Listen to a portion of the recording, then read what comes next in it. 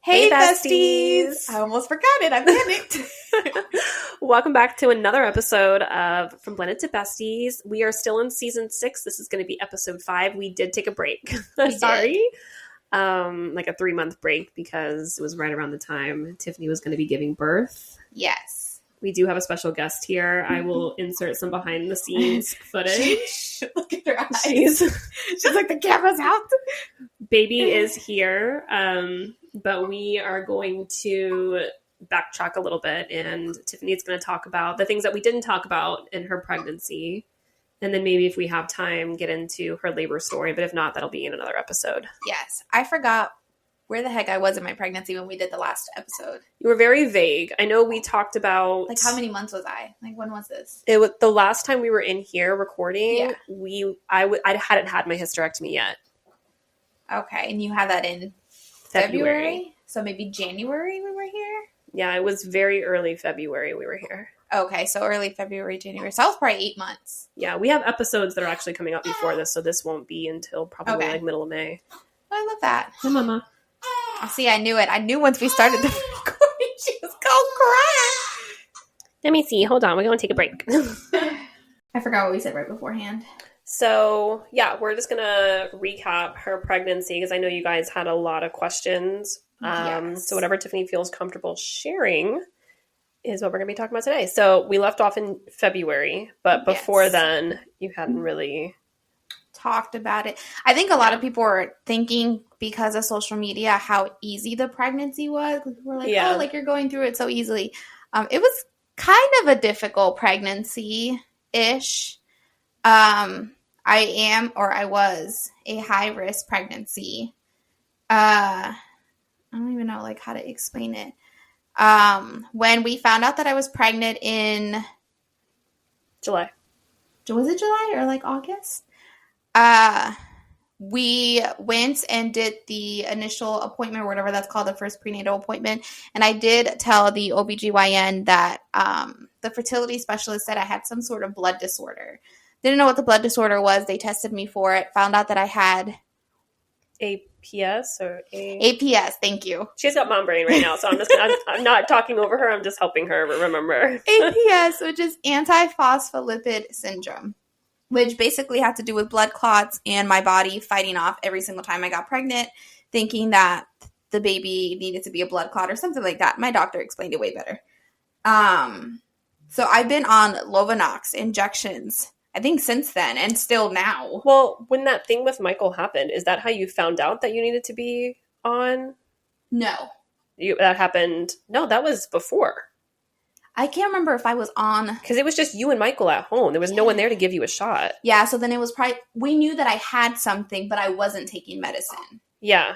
So I think we were like in the diagnosis process. Because technically, I'm still not considered like legally diagnosed.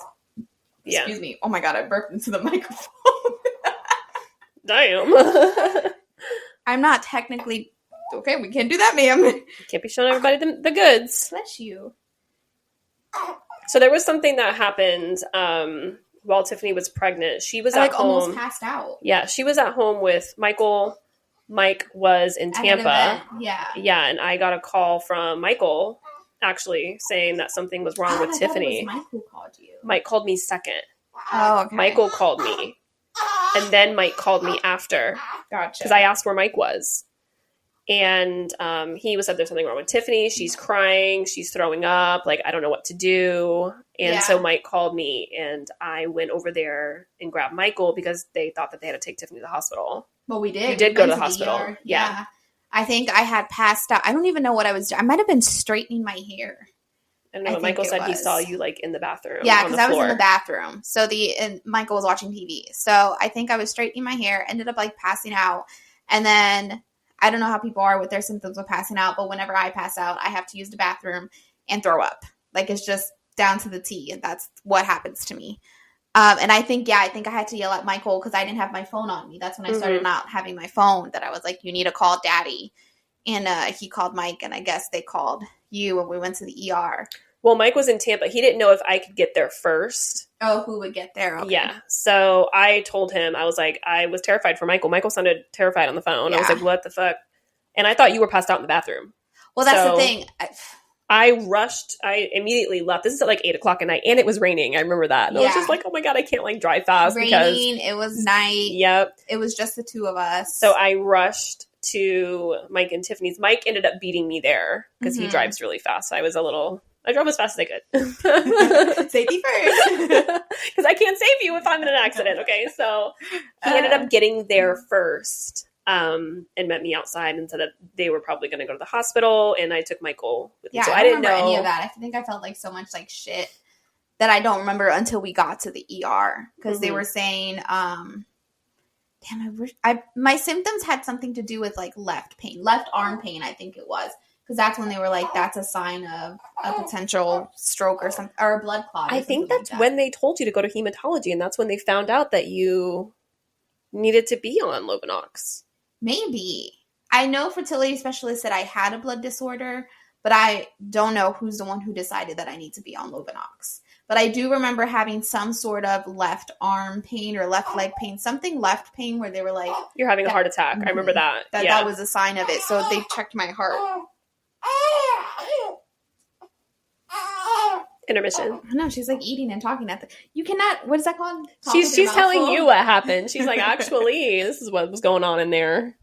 She's talking while eating at the same time. I love that for her. It's the rudeness for me. Yeah, I'm just going to go ahead and let y'all know. I'm not editing out every single cry. Okay, so. Hopefully it's a tiny one. Yeah, I mean, the big ones I will. But like her interjecting her own. Oh. She's literally just eating and like making those noises. She does make a lot of noise. So yeah, we went to the ER. They rushed me into like the, I don't want to say like the head of the line, but like, they like do priorities and stuff like that. Yeah. Anything heart related goes to the front. They thought it was a stroke or heart attack related or something. I can't remember the symptoms. I'd have to look at my discharge papers. So they moved me to the front and they put all those things on me, the little sticky things. Because that was the first time I ever had that before. And I was like, what the heck is this? An EKG. Yeah, EKG readings. So they did that. They put me in a machine that I, for life of me, can't remember. I think it might have been an MRI. Is it a CT? I don't know. They gave me like a thing to wear around my belly, but then I had to stand up and like, it was like a picture. Oh, it was, yeah. They didn't put that stuff in you that makes you feel like you have to pee. No. Yeah. So that was probably an MRI. Okay, an MRI. They did it twice. They said to confirm if it was a blood clot coming through me, they had to do a different test, but whatever that test was would be not dangerous with the pregnancy because they could still technically do it, but like an unnecessary thing if it passed. Because they were saying that if I did have a blood clot, it already passed. So we had a decision to do that test or just kind of like go home and monitor me, which I was like bawling my eyes out because I knew, or I didn't know, but I was really scared that if I went there and I did still have that blood clot, like they said, basically what they were telling me, and I just love when doctors explain things, like the most terrifying thing, if the blood clot could either hurt me or could hurt the baby by like stopping her oxygen or stop giving her oxygen or whatever. So that whole like we'll see thing, I was like, are you fucking crazy? Admit me right now. But we went home and everything went fine. We ended up going to the OBGYN who decided to put me on medication, which was Lovenox, which was I on it one time a day in the beginning? You were on it. I think it was once a day at first. And then they switched me to twice a day. Then it was twice a day, and that's when I had to learn to teach you. I had to learn how to give you shots in case Mike was gone. We had to do it in the morning and night. Obviously, I'm not with Mike all the time. I'm with Megan a lot, and I was with my mom. We have 50-50 custody of Tiffany. With my mom, so I had to make sure everyone who was around me knew how to do the shots. I am not a needle person. Actually, no. I think I'm a needle person. I'm not a blood person. I don't know.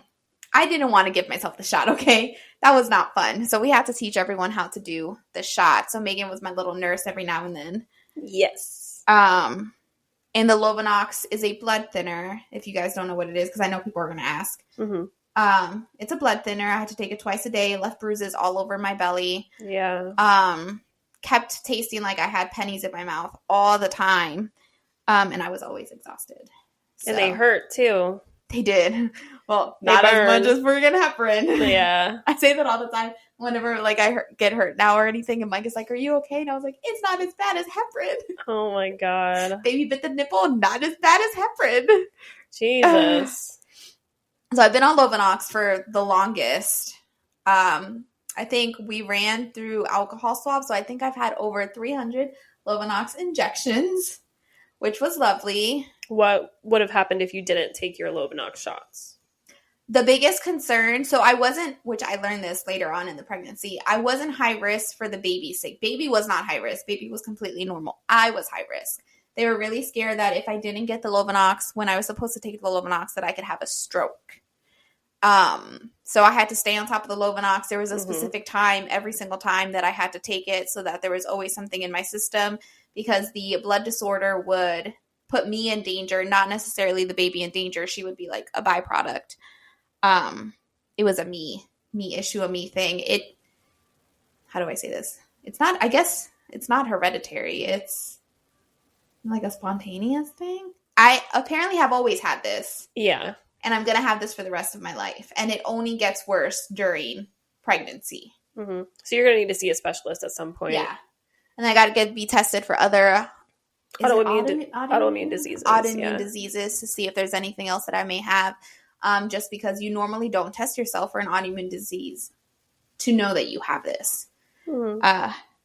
So I have a blood disorder apparently. Mm-hmm. I didn't want to put it out on social media just in case if anyone else had it, or they had a friend who had it or something similar, and people would tell me the negatives or the dangerous parts to scare me, because I also couldn't be stressed during the pregnancy. And I just can. No one says anything positive when you tell them on social media. No, for real. Like anything, everyone is a doctor on social media. Yeah. Like, yeah, I can only imagine people are like, you really don't need those blood thinners. Be like, no, I really God will help do. you. Yeah. So, people are mean. Yeah. So, did not want to talk about it. It's because you got vaccinated. That's why you got it. I know, for real. And then I was also nervous because, we still didn't complete the pregnancy, so I didn't want to even talk about it. And people were like, it's because of that or something like that if anything did happen. So I kept saying we're just going to wait till the baby comes out, because at least when she comes out we can talk about it. Y'all can give me the horror stories, and I know like she's already out. She's already out and fine. So but then towards the end of the pregnancy, they switch you from Lovenox to heparin because of the half-life and to help with delivery. A lot of people thought that I needed to get a C-section. C-section is actually more dangerous when you have a blood clot. And heparin sucks. Heparin was the worst thing ever. I don't know if people out there take heparin daily. I feel your pain. That is probably the most. I should tell them what happened when they gave you your prescription for heparin. Oh, if y'all go to hematology in Brandon, tell me where you go, and I will tell you where not to go. Oh my God, that whole hematology thing. First of all, Tiffany was giving blood work. Like, I felt like every single week. I had to give. Yeah. I had to give full pan, for what? To the point where when they were taking out the blood from my arms, they're like, what is that called? Scar tissue? Yes. So they couldn't find other spots to take out blood for me because I was just taking blood so much. No, she's like, oh, I gotta get blood work. I'm like, for what? For hematology? I'm like, you have to get blood work every single week? I had to give blood for hematology, and then sometimes OBGYN would order blood, and then sometimes high risk order blood, but they wouldn't communicate. Yeah, they wouldn't communicate, so I could just do it once. So I was ending up doing it multiple times. It was horrendous. And then it got to the point towards the end where no one knew who ordered the blood work, so they were asking me who was reading the blood, and I was just like, I don't know, I'm not a goddamn doctor. What do you mean? What do you mean, where are these going to? Aren't you supposed to know who's reading the results? Who's reading the results? I'm like, I have no fucking idea. You guys just ordering blood work just to order it because no one's even fucking looking at it. It was a hot mess. And this hematology office, I'm not going to obviously shout their name out because I still have to go there. I will. I still have to go there for a little bit more, a few more weeks. But they were just all over the place. They would say one thing, and then high risk would say another. And then they would kind of be like, it's up to you. And that drove me insane because I'm like, it can't be up to me. Yeah, I don't know anything. I have no idea about the medical field. I don't know what's safe or not. I need a doctor to tell me what to do, what are the risks. Luckily, the high risk doctor that we had was amazing. They were adamant about what needs to get done. They had decisions. They had backup plans. They told me the risk and whatnot, which is super amazing. But hematology did tell me, I'm trying to remember what I would tell you on the phone. They couldn't diagnose me with APS. So technically I'm not legally diagnosed or whatever it is, because you have to lose a pregnancy in the second or third trimester to be officially diagnosed with APS. So basically I'm not diagnosed with APS. Yeah. Or like a false diagnosis, because they said I would have to basically lose the baby. But that's when I was talking to you, that was like, they're going to give me the medications as if I had it, because if they didn't give it to me, there was a 50-50 chance that I would lose her, and I didn't want, or they didn't think. It was 50-50? Well, they said, like, if I lost her, then they could diagnose me, and then they could start the treatment. I thought it was like a 50-50% chance that you were going to lose her in the... Oh my God. The 50-50 that it's like, oh, in order to be diagnosed, you'd have to lose her, and then we could start treating you for APS, or we pretend that you technically got diagnosed already, treat you anyways, and then you don't have to take the risk, which I was like, obviously, like, I'm not going to wait to get diagnosed with it. It's fine. So hematology was asking us what we wanted to do. We were obviously like, of course, we don't want to. Yeah. Even chance it. Yeah. Chance the diagnosis thing. When we went to high risk was the one who said they were going to put it on the paperwork no matter what. Hematology couldn't, because I technically am not diagnosed. Which I think that's so freaking ridiculous. If I have every other symptom, but I haven't physically lost a child, like late term, I think it was called, like a late term loss, I can't be legally diagnosed with it, which is going to be interesting. If I do future doctor's appointments, can I say I have APS or not? Girl, I would. Because it's like, well, I didn't technically lose a child. I don't want to chance that. The baby thinks I'm hilarious. I can't with you. You saw that smile and that laugh today, okay? It's because she was like, you right. I know. She did say she was going to throw up, though, and she did. No, I love that. So, yeah, I was on Lovenox, switched to heparin. Heparin was difficult to deal with. Hematology was difficult to deal with. They messed up first of all, they wouldn't give me the right medication, not the right medications, the right amount of medication. So I constantly, every time I went to Publix to pick up my order, I'd have to make phone calls, or we had to make trips back and forth. I don't think I ever walked into Publix and just got my medication. Yeah, you always had some kind of issue because of hematology. On time, which was really frustrating. And it's hematology and oncology. Like, you think that they would really care about their patients, but they don't. And then my last one for the heparin, they gave me like 3 times the amount. And my Publix pharmacist is the actual one who was like, hold up, like, this is actually really dangerous for her. And I was telling Megan how we had to go back and forth, figure it out, like, not to get a dose that's going to, take my ass out. Yeah, Tiffany said that if she would have taken that dose that they gave her, she would have started bleeding through her eyes. Bleeding out of my eyes. Yeah, it was just absolutely insane. What the fuck? And, like, I can't read it. I don't know, like, how much is considered too much, what milliliters or grams, or I don't know what it is. But our pharmacist has been through this whole pregnancy journey with us. Mike took the baby to go see the pharmacist, and she's like, "Oh my gosh, she's finally here!" I was like, "Girl, you were part of this pregnancy too." I know, for real. But it was a hot mess. I highly don't recommend this hematology office, because I think we've been through hell and back with them. High risk. I mean, I have no complaints with high risk. The appointments wasn't that bad. I don't think we ever had. We had a small scare when they said that, like, what was it, placenta previa that I had? She had where the low-lying placenta. Low-lying placenta. That was, like, early in your first trimester, though. Yeah. It moved. But, yeah, it moved, so we didn't have to worry about that. The biggest thing was the blood clotting disorder. That's where the whole, like, C-section thing was brought up, because they were saying that if your placenta didn't move. Oh, that was, the complication, because you have to have a C-section with a low-lying placenta, but then with the freaking antiphospholipid, it's dangerous to have a C-section because of the bleeding and blood clots and stuff like that, so it was kind of like, which was the lesser evil. Luckily, we didn't have to make that choice. It made it itself. I love that for her. So that was why I was high risk. I was getting tested constantly for it. So that's what we had to deal with. We didn't deal with any risk factors or like serious complications from the Lovenox. I think there was just a lot of scary like what ifs. And that was the biggest thing. All of them telling me basically the dangers or whatever had me crying all the time. But nothing ever really happened. I stayed on the medicine. Mm-hmm. It was pretty good. There was no scares. I was getting checks constantly. Yeah, I think it was as normal and healthy as possible. No, I mean, I feel like you were maybe a little extra tired because that was a side effect from the Lovenox. Yeah. Oh, my blood was so thin. Like, yeah, I was even telling Megan, if you see the our maternity shoot that we did, if you haven't seen it, go on Instagram. Megan and I did a maternity shoot. And the Easter Bunny just happened to be there, and it was like Easter weekend. Did you see people were like, I really hope it's one of the husbands? I was like, is it bad that it's not? Way creepier than the husbands. It's just a random man. I felt that had me dying even more, and people were like, why'd you do this? And I was like, y'all asked for it. I know. I was like, the maternity shoot we were not planning on having an Easter Bunny there. When I made the we had an original one that was supposed to be done a couple months prior. But I think it was around that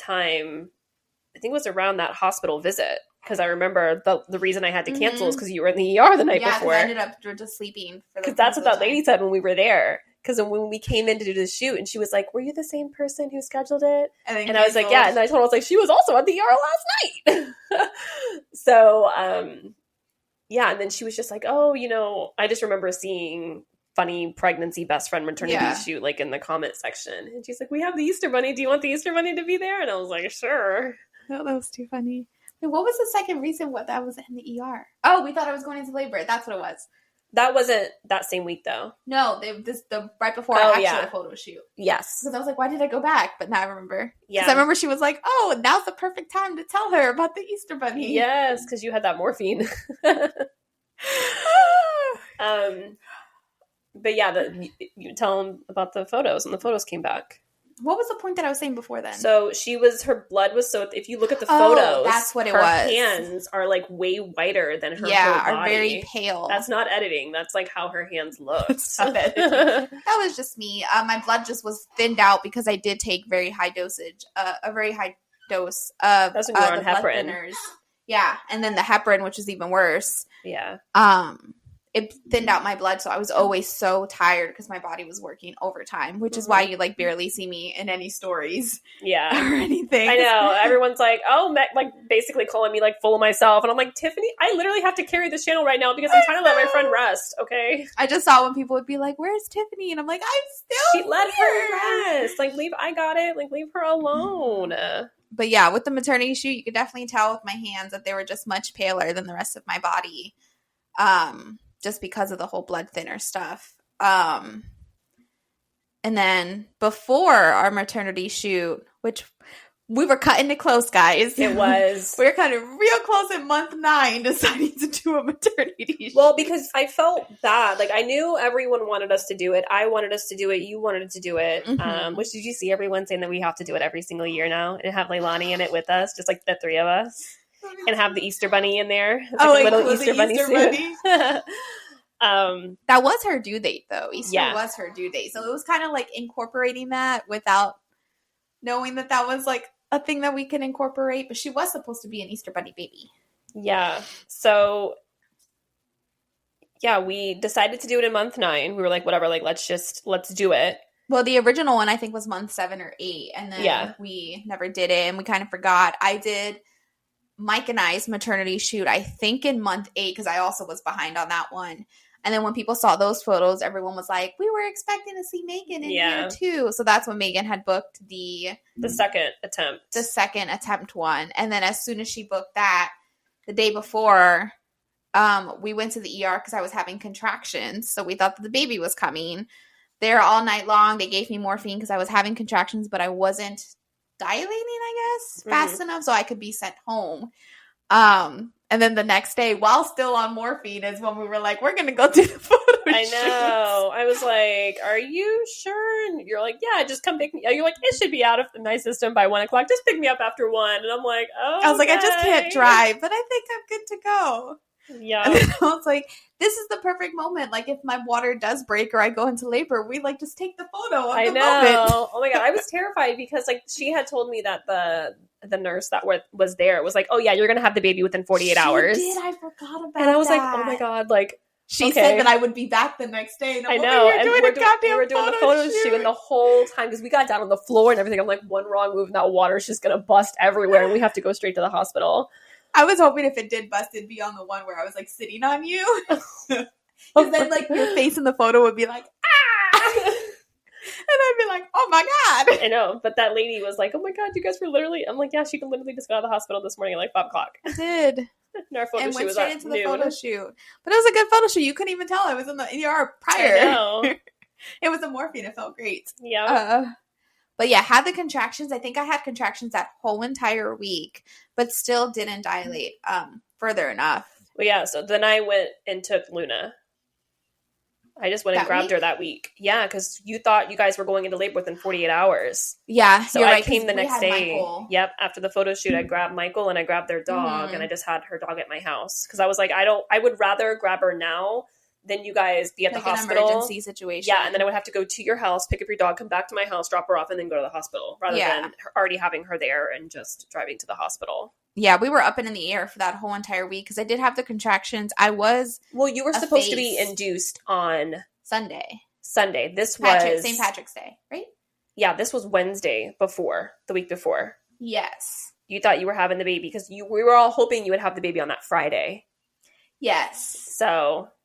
Oh, yeah, you were all guys calling it. Well, I thought you were having the baby on Wednesday. I would say you and my mom both said Wednesday. Your dad said Thursday. And then Gabby and Elaine, I think, we're hoping for Friday. Yeah, but she ended up waiting. And I just passed through all those days. I know, like, we really thought, like, I could have sworn she was already having contractions, just like the baby. She was so low. Mm-hmm. I was like, there's no way she's going to make it to Friday. Like, me and your mom were like, there's no fucking way. We did so much walking. I know, drank the tea. Did the tea. Mike and I went to the strawberry, over here in Plant City, they do a strawberry festival. We went on the last day, which... If anyone knows, like, you don't go on the last day. It's the worst fucking day, apparently, to go to. But Mike was like, we should do it. Like, it'll be a fun time. And this poor man just holding it in his voice when he saw how many people were there and the fact that there was no goddamn parking. But we did. We walked around there like crazy. Couldn't get snacks because there were so many lines, but it was fine. And still, nothing.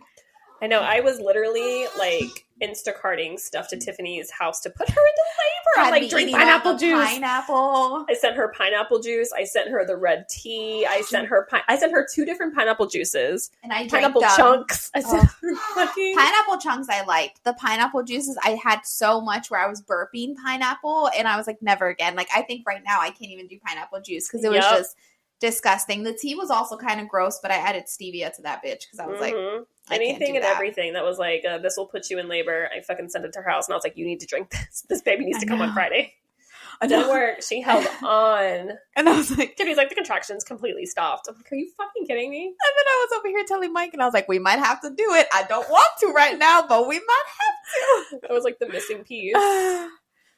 To the point where he was nervous too. He's like, what if the baby's... Oh, because remember they did a service check and they said that they could feel her head. Oh, yeah. That's what scared him when he was like, she's right there.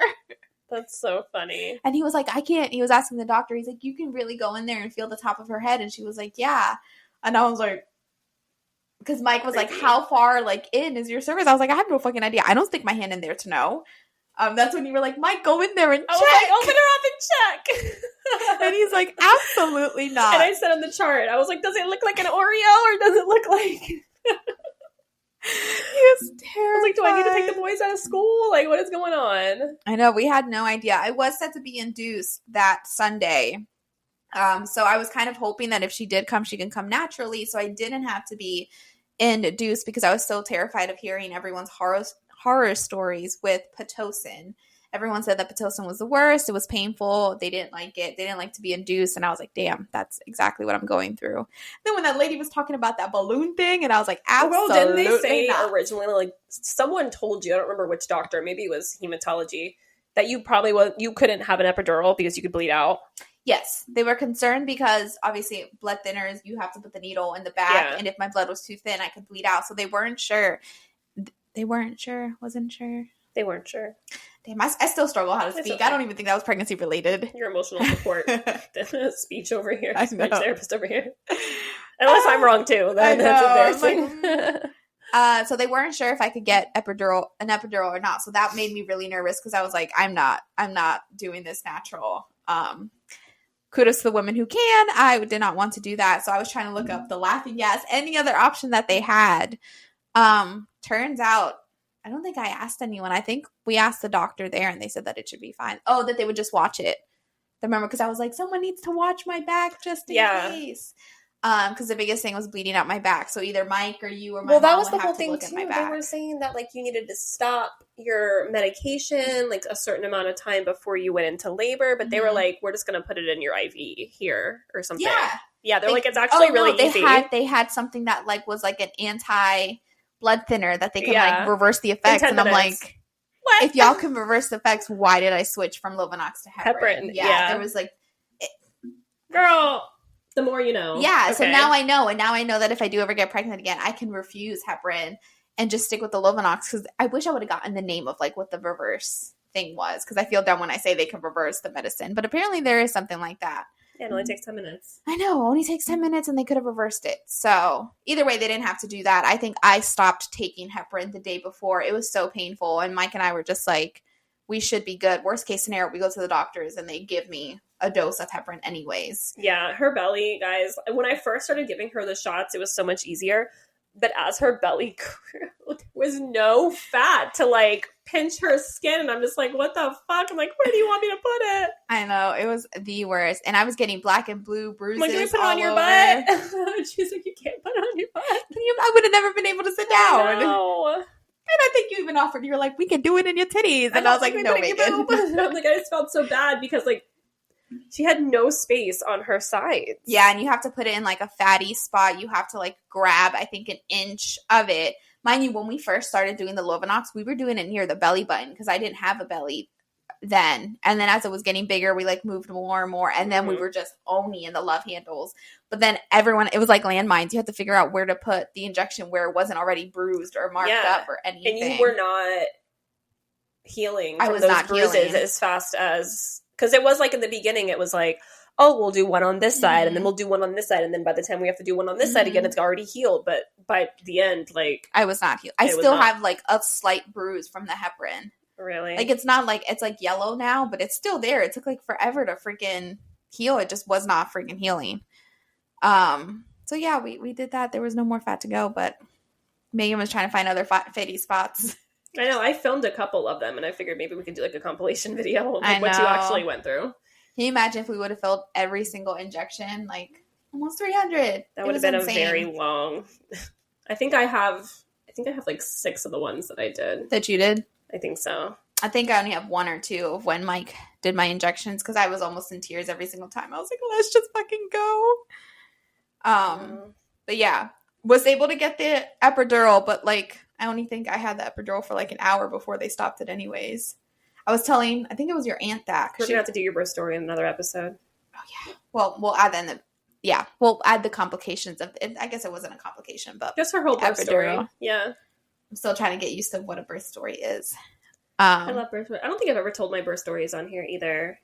You got 2 of them. Yeah. Maybe we can do like a whole birth story episode next. No, I love that. That'd be interesting. But yeah, I'm still on the Lovenox. I'm on the Lovenox for 4 more weeks. It is not as bad as heparin, so I can deal with it. I was actually yesterday feeding the baby, and Mike is like, I'll just do it while you're feeding her. And I'm over here like, please don't flinch, please don't flinch, please don't flinch. But it doesn't hurt as bad as heparin, so I was able to do it just fine. And you're only on the Lovenox once a day now. Yeah, only on it once a day. I'm just on it because apparently after you give birth, the first 8 weeks are like the most dangerous weeks for a mom normally. Obviously with someone like me with the blood clots, it's even more dangerous. So they want to make sure I don't just like stroke out of nowhere. Jesus. So I have the Lovenox 4 more weeks, and then I'll be good. And then I take aspirin for the rest of my life, or back on Lovenox if I get pregnant. Yeah, you were taking baby aspirin your entire pregnancy too. Yes, I will take that forever. So you need to get a sponsorship. What brand? What brand does baby Bears? Aspirin? Bears. Okay, yeah. So if Bears is seen reading I'm gonna tag them. I'm gonna tag Bears for real. I'm gonna be using you for the rest of my life. For real. Did they say, like, if it is hereditary, if, like, could Leilani have it? Oh, did you say the baby's name? Oh, we did. We did a whole podcast. We made it out. Okay. Remember they thought that Bryce was the one who aired it out for everyone? I don't think it's hereditary. My mom doesn't have it. So Your dad doesn't have it? Mm-mm. So I think it's just, like, a random thing that I just got out of nowhere, which is very interesting. Curious to see if I have anything else that maybe how does your dad know he doesn't have it? Your dad won't get checked for nothing. That's true. My dad, when I asked him what symptoms or what conditions he has, because, you know, you have to write whatever your parents have, he said gently used or something like has a lot of miles but still works well. I don't know. He made some fucking joke like he was a used car but still works well. And I was like, that's lovely. Maybe your dad does freaking have it. I don't know. But then again, like, you don't know, especially with that type of thing, unless either the pregnancy relates something that affects it or triggers it. He obviously never was pregnant, so I don't know. Maybe we need to bully your dad. That's what we need to do. Bully your dad into getting some kind of genetic testing. I know. Just have the whole family act them like we're coming over for like a celebration, but have the doctor an intervention. All the doctors are there waiting to take out the blood work and be like, now that I got you all in here, we are doing this together. Correct.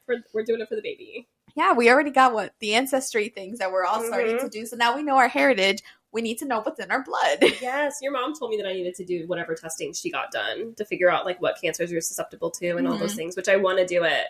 But I just did ancestry in like one at a time. It's so expensive. Someone, an influencer, I don't know who it was, she did some sort of testing. I'll have to look on social media.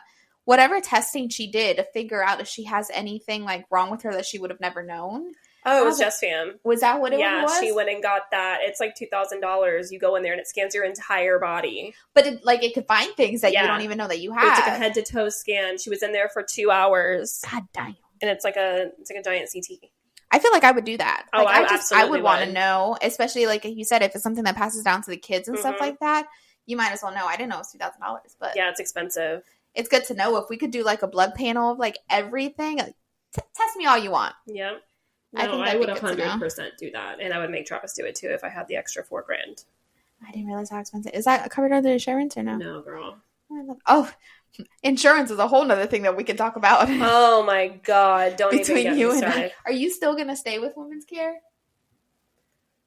I feel like we might. I think we started bringing this up when we were in the podcast. I am post-hysterectomy. Okay, I am post-hysterectomy. I'm doing well now. I myself was in the ER. Yep. Girl, don't even get me. We'll have to recap my fucking hysterectomy in the next one. Megan was in the ER so close towards the end of my pregnancy that we were debating or not whether we needed an extra bed. I know. No, the first time I was in the ER, I was by myself. Yeah. And the second time you came with me. Mike just dropped her off. He did. Oh, yeah. When you dropped me off, they were pointing to labor and delivery for me. And I was like, no, I don't need to go there. My friend's usually in the emergency room. But what's funny is they had me in labor and delivery. But what was it called? They had you in like the women's ER where it's the same hallway as it was called something else, not intensive care. It was called something. And then it was also hand in hand with labor and delivery. I don't know. I had to go to women's care in Tampa. Like I couldn't go to a hospital near me. It had to be women's care.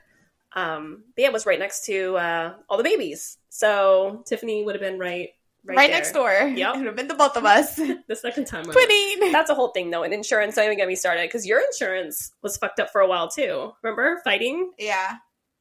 Anyway, I got to go pick up the kids. Now I'm getting heated. I just thought about that because I'm like, wait, is she still going to go? I have to figure out. I don't think I can go to women's care anymore now that I'm not pregnant. So that's why I was curious if you're going to be staying there or not.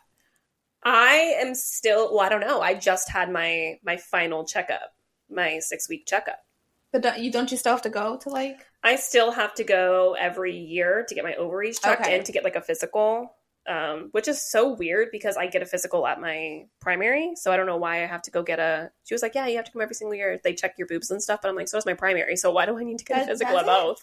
Yeah. I didn't know that. I have to go for yearly because I never had a primary before last year when I found all this story out. Of my life. So now I have to go get blood work every year, I guess, like a normal person and get a fucking physical.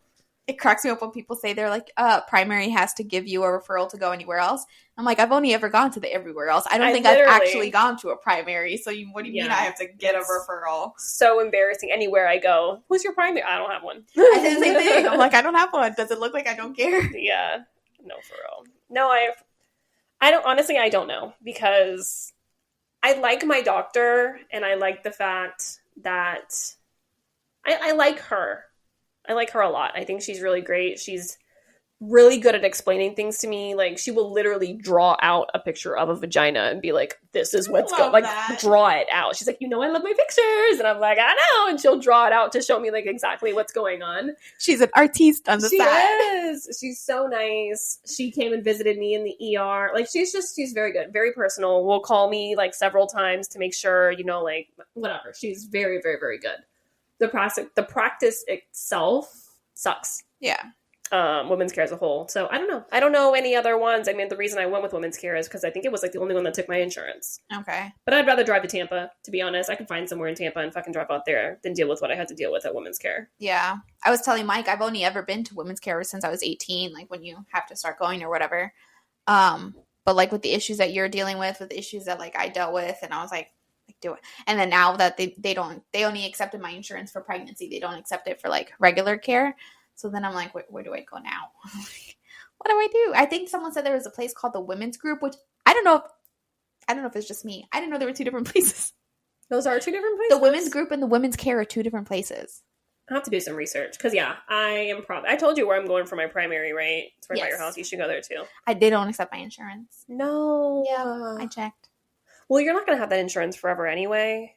No, yeah, I could technically go there. After, just switch. Within a year. So maybe we'll have to see. I also didn't know that medical center was right there. So I really should look around my living area to see. I didn't know it was right by your house either until I went for my first appointment. And I was like, oh, that's my Tiffany's house. Yay. Not bad. So anyway, we are going to call it quits here. We do have to go pick up the kids. We are going to be doing, after these next few episodes, just because we have so much to catch up on, we're going to bring back from Blended to Besties.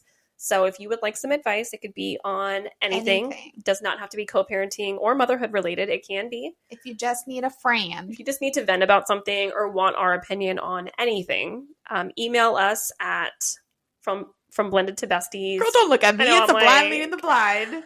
From blendedtobesties@gmail.com. And we will anonymously give you our opinion. Yes. And if you don't like us, you don't have to email. Girl, that's a whole... Oh my God. I can't.